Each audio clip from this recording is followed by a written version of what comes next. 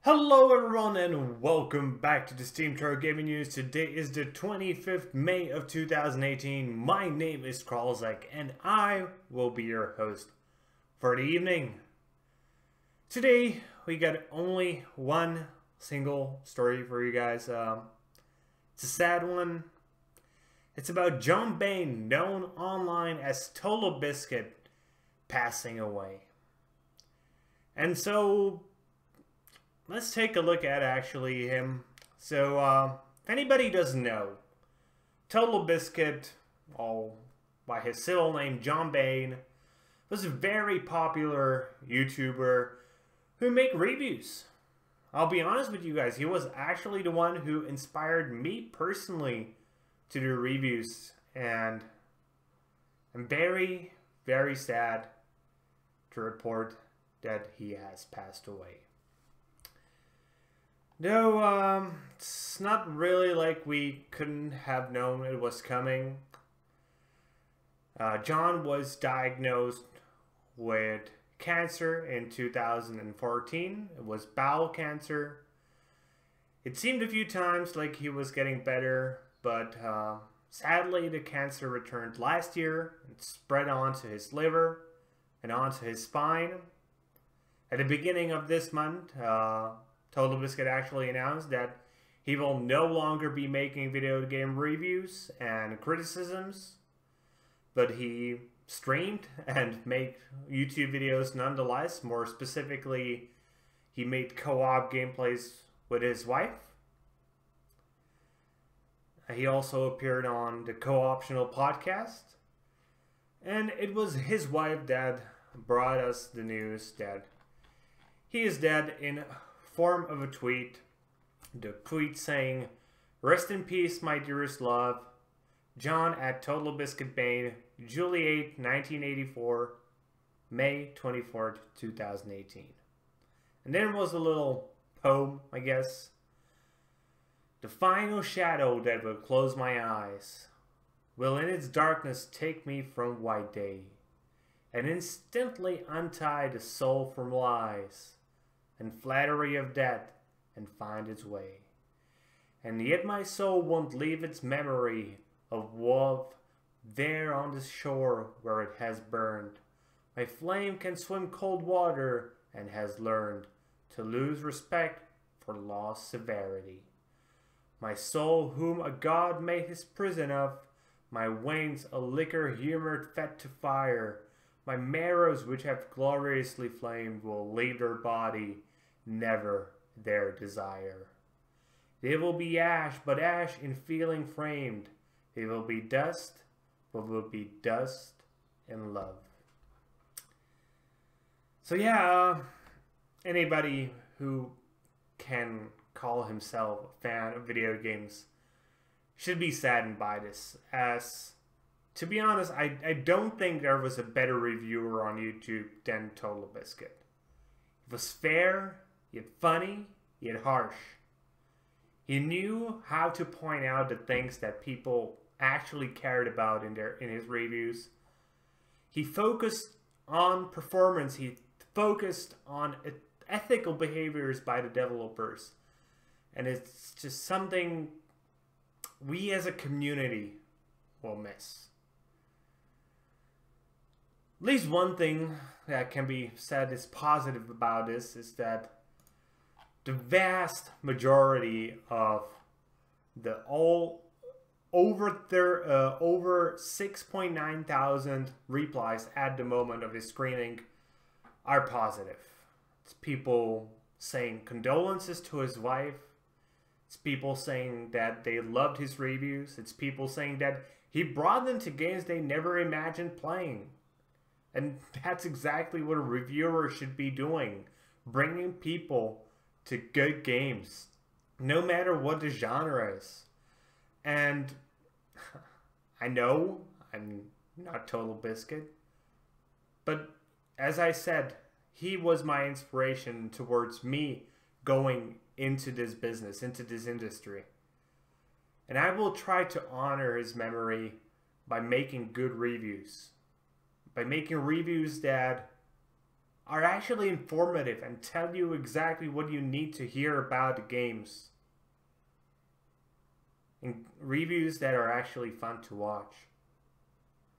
The sad thing about this is actually a part of the replies to his wife's tweets that are not nice. That are bringing stuff from few years ago that honestly should not be mentioned anymore, because who the hell gives a damn about Gamergate at this point? And even though I stood with TotalBiscuit on the same side, I do believe that Gamergate was there for ethics in video game journalism. It was not about being misogynistic and bullying a woman and minorities and whatever. And I never think he wanted anybody to bully anyone. I always think his main goal was to be a fair video game critic that when a game is good, will praise it. And when the game is bad, he will belittle it. So the developers can learn and consumers can make educated choices when buying games. So once again, rest in peace, TotalBiscuit. You will be missed. And so our news isn't all just shit today. Let's also talk just a teensy little bit about the fact that the Steam Spring sale has begun, and I do have 2 recommendations for you guys. So let's start with the first one. First one is for a game from Paradox Interactive. It's a game I have spent way more time than I ever expected to spend in, as I'm not really the biggest fan of, well, strategy games and grand strategy games nonetheless. But I love the theme, and just in general, I enjoyed my time with the game very much. It is Stellaris. And if you enjoy grand strategy games, and if you enjoy sci-fi at the same time, Stellaris is a great choice. Currently, it has a 60% sale associated with it. That means you can buy the standard edition for 15.99 euros, or the Nova edition for 19.99, or you can buy the Galaxy edition, which essentially is everything you can get for Stellaris, for 27.99 euros. And those are all great prices. And if you need to drown your sorrow for TotalBiscuit dying in a grand strategy game, you really can't make a better choice than buying Stellaris. And I have one more recommendation. This time it is for a game that is, well, actually close to my heart. It's for a game by Piranha Bytes called Ryzen.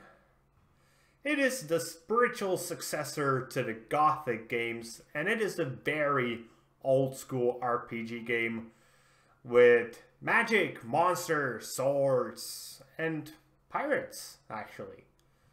So if you like old school RPGs, Ryzen is again a good choice. It currently has a 66% sale attached to it, so it's available for just €3.39. And if you want to buy the whole Ryzen bundle, which includes Ryzen, Ryzen 2, all of its DLC, Ryzen 3, and all of that DLC, you can buy that for €44.16. And I actually recommend buying the whole bundle, even though the games aren't perfect by any means necessary. They are full of bugs.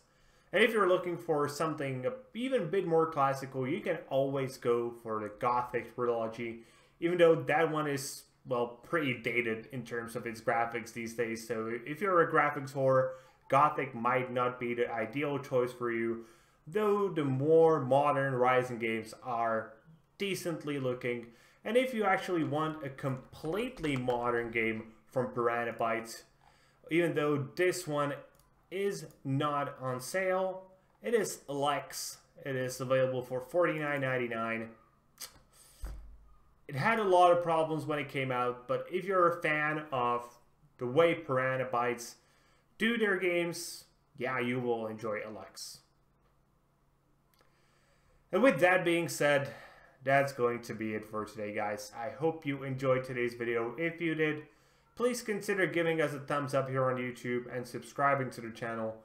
If you're watching on Steam, maybe you want to give us an upvote and follow the blog.